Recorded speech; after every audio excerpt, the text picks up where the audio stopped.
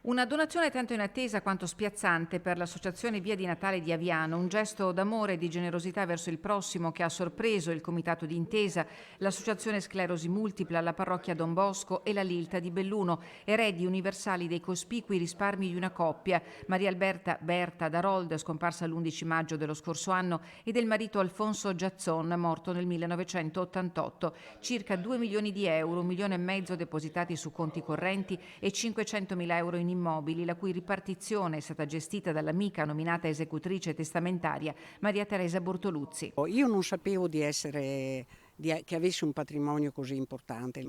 Abbiamo scelto praticamente, visto insieme, steso questa bozza di testamento nel 2017, quando lei l'ha voluto fare perché si sentiva mancare, dice è meglio che faccia le mie cose, ma io non conoscevo il suo patrimonio.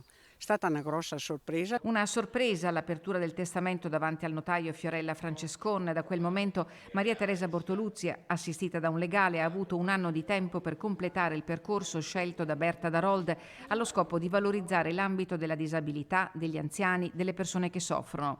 Circa 300.000 euro a testa sono andati all'Associazione Via di Natale Onlus di Aviano, altrettanti alla Parrocchia di Don Bosco, che utilizzerà il denaro per restaurare la chiesa di San Giuseppe e per ristrutturare la scuola materna del quartiere, all'AISM, che segue in provincia circa 450 persone affette da sclerosi multipla, al Comitato d'Intesa, che ha predisposto piani di intervento a beneficio del volontariato per la terza età. Ogni associazione si è impegnata in un piano che durerà 3 anni a favore dei propri associati, ma anche a favore della popolazione in genere bellunese. Speriamo che diverse migliaia di persone possano usufruire dell'aiuto della signora Darold e del marito. Alla Lilta di Belluno la famiglia Giazzon Darold ha lasciato 2 immobili, uno in città e l'altro sul Nevegalle, che sono già stati venduti e il cui ricavato sarà utilizzato per costruire la sede e gli ambulatori dell'associazione.